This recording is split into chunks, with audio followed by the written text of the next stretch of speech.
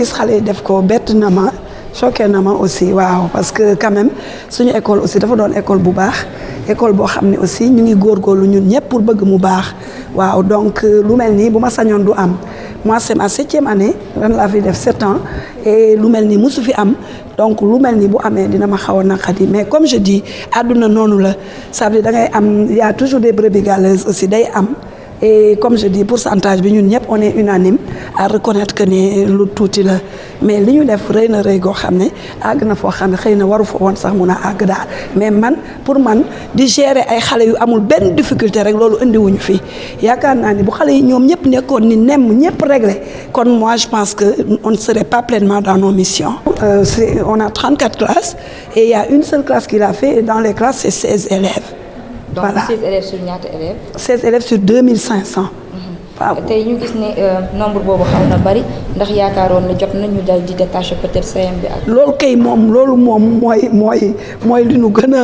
soxal loolu moom lu ñu bëgg la d'autant que école waaw suñu autorité rek la ñuy xaar ñoom ñu décider mais loolu moom bu ñu ko defee dina baax lool et on est une école qui fait des résultats di am ay mentions yu baax et tout et moi je me dis que loolu bu ñu ko defee xëy na daañu gën a sax émerger. Voilà, c'est ça. Donc loolu moom lu ñu ñor la daal mais comme je dis ñun moi je suis proviseur sama ginnaaw nii sama équipe la sama censeur avec mes professeurs ñun ñoo bokkoon toog donc ñun ñooy décider loolu mais li ñu mën rek mooy wax leen ñun li ñu bëgg que bu ñu sañoon vraiment ñu détaché ko def CM bi à part def lycée bi à part. daje bi bon li ñu si jàpp mooy àggalee gunu parce que xam nga lii du loo xam lu yomb la si samedi bi suñu kilifa ñëw na fi vraiment massawuñu waxtaan ak ñun et tout léegi ñun tey bi ñu xëyee woote nañu mais am nañu des ñoo xam ni sax woote bi jotuñu koo yegg ñoo xam ni il faut ñu xaar leen parce que lu demee nii da ngay concerté wu bu baax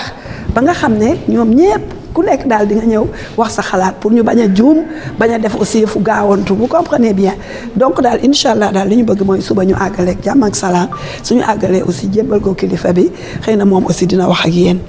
Vraiment noonu la affaire bi demee di leen wax aussi tamit yéen ngeen xool bonne volonté yi aussi ngeen wax leen parce que conditions yi la ñuy liggéeyee te nekkuñu ay nit yoo xam ne aussi dañuy wut ay excuses li conditions yi di métti yëpp ñu ngi góorgóorlu di def suñu kéemtalaay kàttan pour affaire bi baax. xanaa métti ma rek métti ma mais comme je dis aussi àdduna boo fi nekkee dooy nekk di incriminer nit ñi yëpp fu nu la yóbbu rek da ngay jéem a def sa kéemtalaay kàttan man bi may jël école bi ni ma ko fekkee woon xëy na daw rek laa waroon def mais ñu toog am suñu fulla am suñu fayda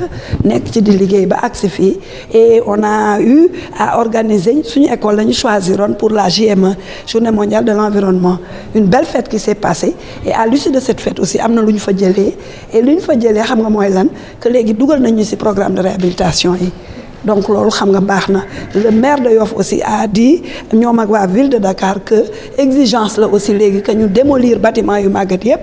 dindi ko ba mu set defar ko vraiment construire ko mu doon lycée bu rafet a rafet nit nag yaakaar rek ngay am soo waxee ak say nawle ñu wax la ni la daan def lu baax yow tamit da ngay mënoo lu may rek gëm ni dina baax daal dina mës a baax. bu weesoo bâtiment yi problème yi ñuy jànkonteel mooy effectif yi xam nga wax nañ ko. effectif yi xam nga dafa rëy tey jii boo jëlee man mii di leen wax jàngale naa cours Sainte-Marie de Hann pendant 10 ans mais suñu effectif yi lu mu rëy du passé 40 élèves xam nga 40 élèves dafa yomb jàngal mais 80 élèves le temps ngay wax ku nekk na toog defar toogaayam rek su ko defee 60 minutes mat na xam nga boo amee 90 bala ngay wax ku nekk toogal rek 60 minutes yi ça veut dire day daal di mat. mais côté administration moom. côté administration aussi lenn.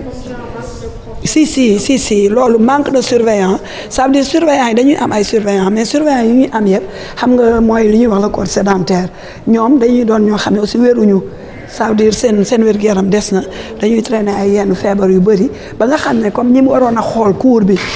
duñu ko am ñi waroon a xool xale yi duñu ko am te gis ngeen école bi ni mu bindoo aussi loolu suñu problème la gis ngeen li ci digg bi y a des labyrinthes